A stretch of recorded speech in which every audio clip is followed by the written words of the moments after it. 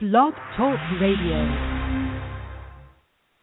Hi, and welcome to Conscious Talk Radio, and I'm your host, Linda Summers, and we've got a wonderful show for you today. Our topic is Royal Success with Jen Duchenne. And before we bring Jen on board, I'd like to give you some background information about her. She is a success astronumerologist, a combination of astrology and numerology, Akashic healer, speaker, author, helps women around the world claim the freedom to create their own joyful, soulful version of success on their own terms. Through her mastery of metaphysics, deep intuition, and compassionate clarity, Jen guides her clients along the path to freedom, helping them uncover and unlock their gifts, release emotional weight, and change lifelong patterns that no longer serve them, so that they can manifest what they truly desire in their personal and professional lives. After 30 years as a successful interior designer, speaker, and best-selling author, Jen crossed the invisible barrier of self-awareness to step into her true success path, to work with the sacred interior space inside each one of us. Now embracing her lifelong passion and intuitive gifts, Jen offers her clients a rare mastery of both astronumerology and Akashic healing. Through this powerful blend of ancient wisdom, Jen helps her clients fast-track the healing to change lifelong patterns that don't serve them, giving them tools to create an action plan for success in their business and personal lives on their terms. Jen offers private readings, consultations, workshops, and group events. She hosts a monthly Success Circle call. And with that, I'd love to welcome Jen to the show. Hi, Jen. Hi, Linda. Thank you so much for being on the show. Oh, thank you for inviting me. I'm so excited to be here. Oh, you're welcome. And what's really interesting is, there's astrology and then there's numerology, and you actually have this combination. But what I find fascinating that I didn't know, having the experience of both myself, is that in helping, you mentioned that helping women to uncover and unlock their gifts and release emotional weight and change lifelong patterns that no longer serve them. I didn't know, I had never heard that. So I find that very fascinating. I'm looking forward to how all that plays out in this. And another thing also, we're coming into a new year tomorrow, so I think this is a very timely interview. So I'm excited. Yes. And, our topic being royal success, that in itself, it's like, wow, I love this, all this juiciness that we've got here with royal success and what you're doing and coming into 2016. So let's dive in, and I really kind of want to talk about royal success. How did you come up with that as the work that you do? Well, for me, my journey has been about my own, coming into my own empowerment, into my own sovereign truth. And just kind of, I've always been fascinated by the idea of the royal element, which adds such a level of luxury and gives us permission to freely be who we are on so many levels and still take responsibility. And so on my own journey, that sort of came through. And interesting enough, the 2016 energy is a very royal energy because of the numerology code. So it just kind of all ties up together. Now, what do you mean by the numerology code? So 2016 adds up 6, 7, 8, 9 to a 9, correct? Yes. As a numerologist, I look at the three numbers, the 9, of course, the 16, and then the 16 makes a 7. So there are three numbers that are in the code for next year that affect all of us because it's a universal code. So each of us have our own numerology code, our own year we're in, but we're also influenced by the energy of the universal code because we are being guided by the universe through these codes. How does that, by knowing what our codes are and the numbers, how does that affect us in their life? Because you had mentioned about helping people in that area. So how does that look and how does that work? Well, when you look at the universal number, right, of the year, like the 9, it dictates to us many things. Like it tells us about what is happening. It's and 9 is the king of numbers, so it's the or queen of numbers. It's a number of royalty because it contains the wisdom of all the numbers, and 9 is a number of wisdom. So wisdom to know compassion and generosity in our lives and recognizing that in others. So it really helps us or gives us clues into how we need to behave going forward if we want to gain the benefit of the wonderful opportunities that are showing up, because we have an amazing energy of luck and benevolence that are showing up this year. Then with all of that, that and the 7s as well, those things give us knowledge about what we need to do. And so when you know your own personal code, when you know the year that you're in, as well as your code, it really helps you to recognize why you behave in a certain way, what you need to do to change or shift, because we're constantly evolving. And in the numbers is all the wisdom of the ages. It's all hidden because numbers, the highest form of symbols, which we use every day to guide us. And in fact, numbers show up in everything. So when you know that your code, if you know you're in a certain year, like for example, I'm in a 2-year right now. So I know that is about me creating connections on my cycle. We live in 9-year cycles. So the universe is actually having a final cycle right now, which is the end of an era, a time, like whatever we started in 2008, all of us need to finish in this year, complete, release, whatever it is we no longer need. So I know I'm in a 2-year of my own cycle, of a new cycle, so there are connections and balance and things I need to do in order to step into making the most of my numbers. So that's how it helps. I don't know if I answered all your questions. Yeah, that does. But I want to have a question of how accurate is it, since we're always evolving, even though that number is the number. So, well, we're basing this on 2016, but wouldn't it, you're saying your number is a 2, but is that based upon your birth and your year, your the month, the day, and the year? Exactly, and where I am in my own cycle. So there's all different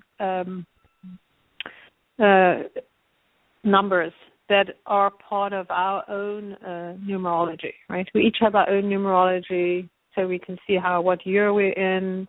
And there's many things to look at. It's not just one. You could just say, oh, I'm in this year, but that's just one piece of the whole, the whole pie.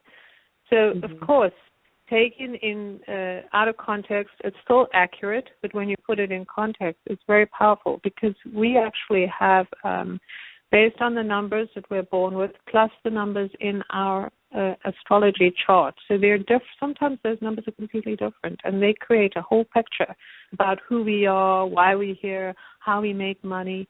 It's like who we're supposed to work with. All kinds of answers are contained in these numbers. So it's very accurate. Even if you don't believe it, sometimes I've done things where, people will pick a number, and I can tell them what's happening in their lives just on the number that they've picked, or a number that's showing up. Like a lot of people will say, oh, I see 11, or what does that mean, right? It's a message. Whatever numbers we see are a message to us from the universe. Yeah, it's incredible. So then how does that all, since it's accurate, so then how does that tie in? Because, again, having the experience of my own, I haven't had that experience other than I was told the year I'm in. And so how would that, because you talk about claiming the freedom to create one's own joyful, soulful version of success, release emotional weight. How does all of the numerology and the astrology, actually, the astronumerology, connected together? Because they do go hand in hand, and I think they're both wonderful. So how is it in that realm can you help people create their own joyful, soulful? Like, what does that look like? Okay, so when I do it, I actually do a very intense reading, a couple of series of readings that are all about the picture, your natal numerology and astronumerology. And every number has a shadow. Now, when you understand that the shadow of the number is actually very revealing because it reveals your natural behaviors that you may do when you're not feeling good about yourself. So when you know what those are and you can recognize, wow, when I'm doing that, there's nothing wrong with me. I'm just in the shadow, and you have the option of taking action. The lit-filled energy or activities of each number, like you can go and choose to do one of those so you can raise your own vibration. Also, you have to remember that most of us never really know ourselves. Like when we are born and when we go through life, people are not telling us about ourselves. They're telling us about their opinions about who we are, right, and who they expect us to be. So we have a very distorted idea about who we are, and it can often be very unbalancing. Like, if we don't know who we really are, how can we achieve the things we came here to do? How can we help ourselves move forward? Of course, knowing all that information, when I'm doing these channelings, because I channel most of this information, it's very potent, it's very powerful. People listen to it and it's recorded, so they can listen over and over. And so many of them have told me, I suddenly see myself in a whole new way, and I recognize. So just seeing yourself and knowing all of these things gives you the courage to act on that, because it's been reflected back to you. When you know you are greater than you thought you were and you have potential you didn't know you had, then you're like, well, hey, I can do this, or I can push into this. Now I understand myself better. So it gives you the freedom to make different choices, because a lot of times we've made choices out of fear, or, oh, somebody said I can't be this, or I'm going to prove it, and it's all external energy. And the truth is we are empowered by our own internal energy, and that's the message of 2016, interesting enough, is that we are being brought to this place where we get to really know our own truth internally. That's the 7 and the 16, trust our intuition, as well as see that compassion for ourselves and the greater good of the world. So it's like shifting everything we've believed on its ear, and that's the kind of work that I do. I do also want to mention that with the Akashic, I'm an Akashic healer, so I also take people, sometimes people will have both, so they release old wounds by knowing who they are, by seeing themselves differently. But in the Akashic, I do get to help them actually change the past. So the two together can be extremely powerful. But either one on its own is very revealing and very freeing. I love that. So, okay, so you talked about the Akashic. So how do the divination arts, which I've never heard that, and that being the numbers in the Akashic? Well, divination art, well, you know what it is. It's divine, right? Divine information.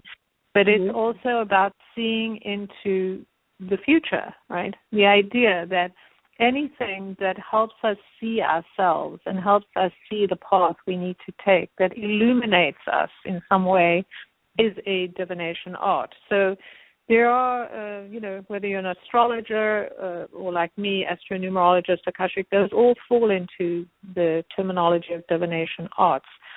So the people like me, we illuminate for those who don't know, like what's coming ahead.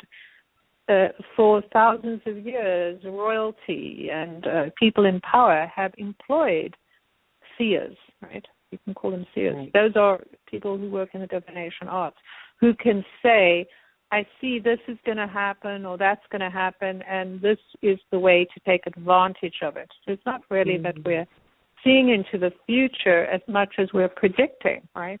The potential of the future, which is why we're here. We're here to see ourselves and get some kind of idea of where we're going, so it makes our life easier. So we know what we need to work on, right? It gives us a plan. Like we come into the world with a plan. Now let's know what that plan is. So that's what the divination art does. It helps us move with greater ease and grace into life. Like it's a tool we can use. Like, look, there's a reason why wealthy people or powerful people have used and continue to use these kinds of tools. Yes, absolutely. And, it's just what's really interesting what you said is that, and it's so true, is that we come down and then we forget what the plan is. And, we go through these life experiences and with our parents and society, and we really don't, we get lost.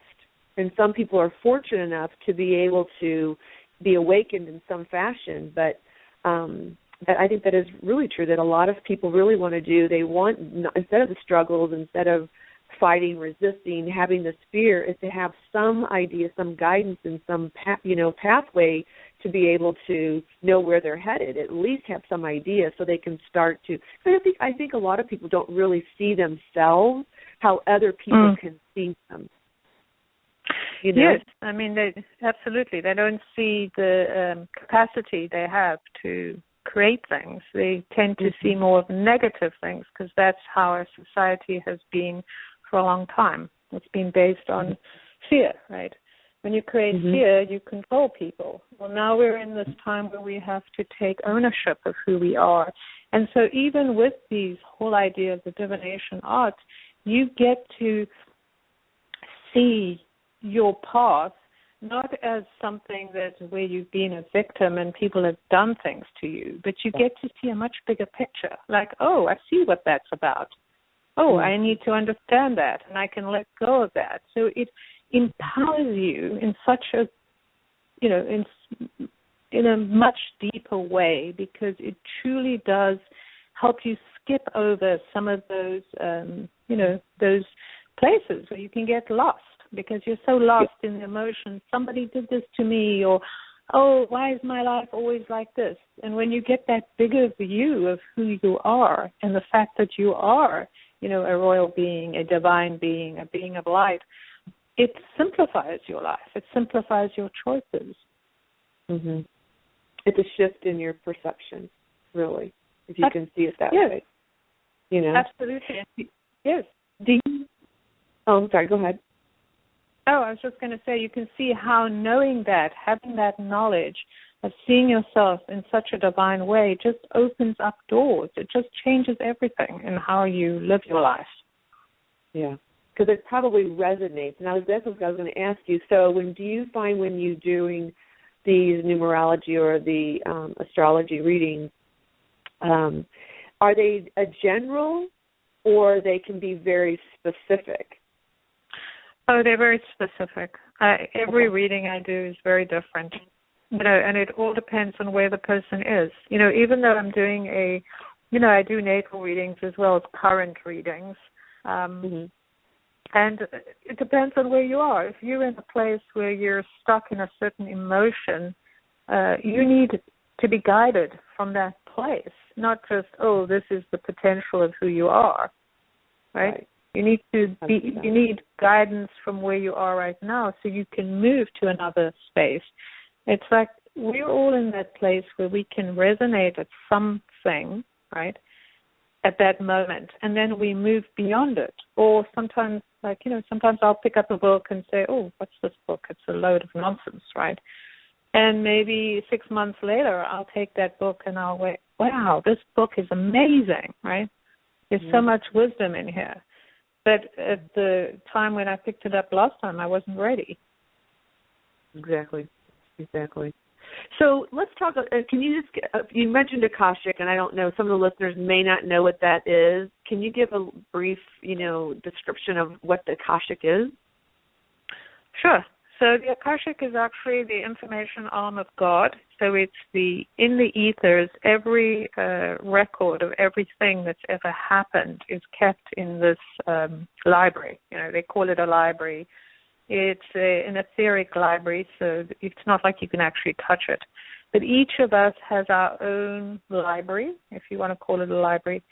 So everything we've ever done, all our experiences, and we each have our own keepers that have never been human. And that is important because these keepers have no agenda. The Akashic Records are held in unconditional love. So when you connect to your keepers, who are very delighted because it's the highest vibration we can reach, all the information there is for our own enlightenment and healing. So it's quite amazing. So there's all kinds of things we can ask. But the point of them not being human is that they have no reason to make us behave in a certain way or believe a certain thing. They have no judgment about who we are and what we do. They just accept us for who we are, which is quite a beautiful thing. Absolutely. It definitely is. It's amazing. I think just all of that, especially like you said, we're coming into this time of this new year, and, you know, we talk about New Year's resolutions, we talk about different things, but I really feel that it is remembering who we are and getting on our path. And I just think that this type of work of what you're doing is so needed to give us guidance and I love what you said as helping people at the current, where they are currently, which really makes a difference as opposed to saying, well, this is what you could be doing, and, you know, because who knows where they're at that moment. So I love that. It's amazing. Thanks. So what is the number one thing we need to do to create this royal success? Well, the number one thing here is to get very clear about what you desire, because the age-old teachings have told us, you know, the ones that we believe and have believed for a long time that are actually falling away, is that we don't have the right to have our own desires, that we're just instruments of other people or the universe. And the truth is that the universe is a reflection. So it's really like a parent reflecting whatever you put out there. So if you don't have a precise understanding of what it is you want, there is no way you can receive it. So in order to bring the light, we're all here to bring light, to bring joy, to bring this wondrous energy into the world. And the way we do it is through doing things that we're passionate about, that we're involved in. And the clearer we can be, the more likely we are going to illuminate ourselves and then illuminate the world. So that's really a very key part of making things real on Earth, is knowing exactly what we want, but not the how it happens, right? Mm-hmm. Just the clarity of who we want to be. Right, because we're always, even if we make that statement, like who we want to be, it's like, how am I going to get there? How is this going to happen? I know I'm speaking for myself, but I feel like I could speak for a lot of the listeners saying the same thing. Well, I know what I desire, but I don't know how to achieve that. Well, the universe always reminds us that we don't have to know the how. And the truth is, when we do anything, we do it from a place of, first we start with a vision, right? Here's an idea, this is the clarity, and we feel that sense of clarity within us. We know it. We know it to be true. Thomas Edison, a perfect example, is somebody who believed he was going to do something and totally held that belief, right? So believing that it is possible. And then you take steps. The universe always brings us signs. Like when we decide we want to do something and we get very clear about it and we don't let doubt kind of or fear, not that we don't have doubt and fear, that's fine, but don't let it derail our vision. Then we can pay attention to the signs. So we take one step at a time, just like anything. Whatever you do, you always have to begin at the beginning. You always have to take one step. And that one step then leads you to the next step. So you have your intuition, you have your awareness, you have your discernment. You can check in. Is this the right next step for me? Is this taking me closer to what I want or further away? So it's, it's like climbing a mountain. How do you climb a mountain? One step at a time. And we're going to hit places where we're going to be in fear. I don't want to do this. I'm scared. What will people think about me? Well, if we get involved in those things and we allow that to derail our vision, then we're just going to stay stuck there. If we're willing to wade through the, river of fear and like, okay, I can do this. I really want what's on the other side. And taking care of ourselves. It's not just it's this old idea of that masculine energy where you just make things happen. That's right. That's a dying thing. You can't just make things happen, but you have to allow things to happen. So you have to know the truth of you have to feel it. So you're not just doing it because you want a bunch of money or you want fame, because those are meaningless. And that way you're guided, right? You always check in. Do I need self-care? Do I need a day of love? It's like this is all the things we were told when we were young, putting it on in the ear, right? It's like, do the things that excite you. Take care of yourself. Be aware of your own boundaries and your own needs. Check in, all kinds of things like that. Not just keep pushing yourself till you're exhausted. Well, I know growing up in my family, it was like you'd have to work hard for what you want, which I don't believe that. But, I think a lot of people have that mentality that you have to work really hard and you have to do long hours to get what that is. And I think that's where we have to look at really what is our own belief, and look at that for sure. Yes, and absolutely. Sorry.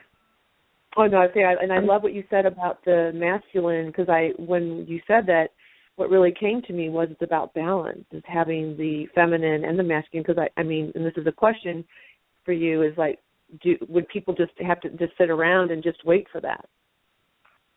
There has to be no, because of course not. You've got to understand how the feminine and masculine work together, and we're in this age where we are learning this. And how the feminine and masculine work together is the feminine is the idea, right?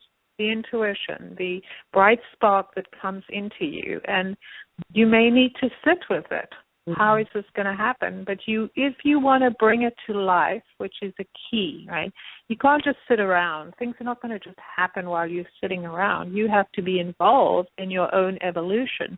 You have to be involved in birthing and earthing your desires.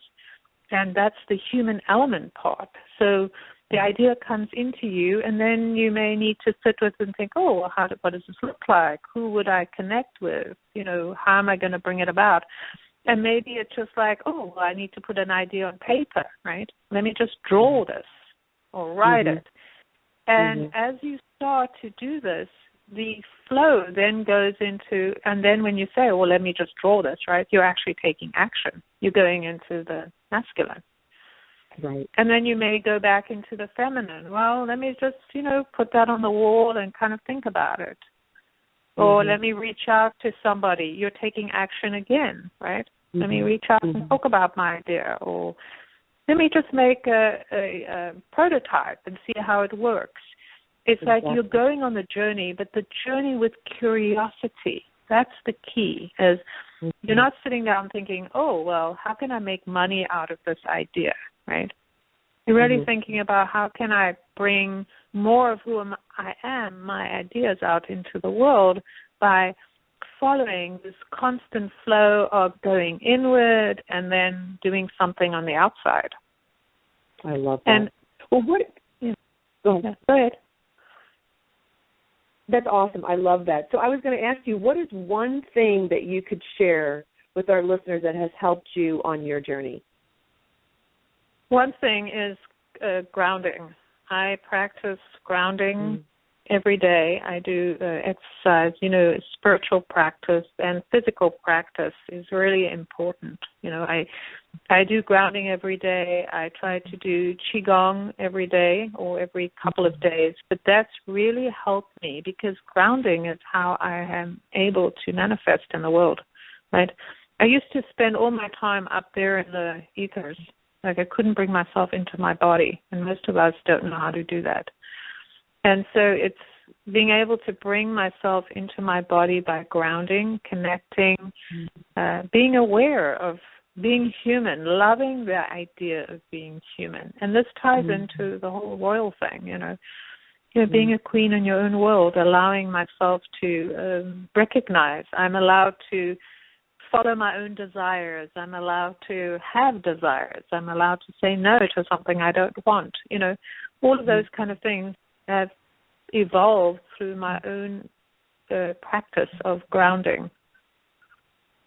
That's beautiful. Oh, my gosh. I so agree that grounding is so important. I need to do more of that. So I love that. Thank you for that. And thank you so much for being on the show today.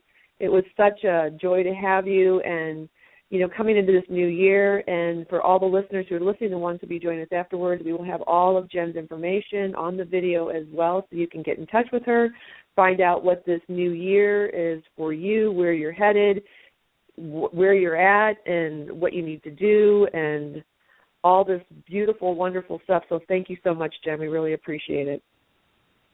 Thank you, Linda. I had a wonderful time. Thank you. And thank you for all the listeners out there who joined us today and the ones who will be joining us via YouTube. We thank you so much. Please don't forget to follow, subscribe, comment, and like us. And you can join me next week, January 7th, for the next show, 4 Ways to Jumpstart Your Health Now with Angela Kujer-Kendi.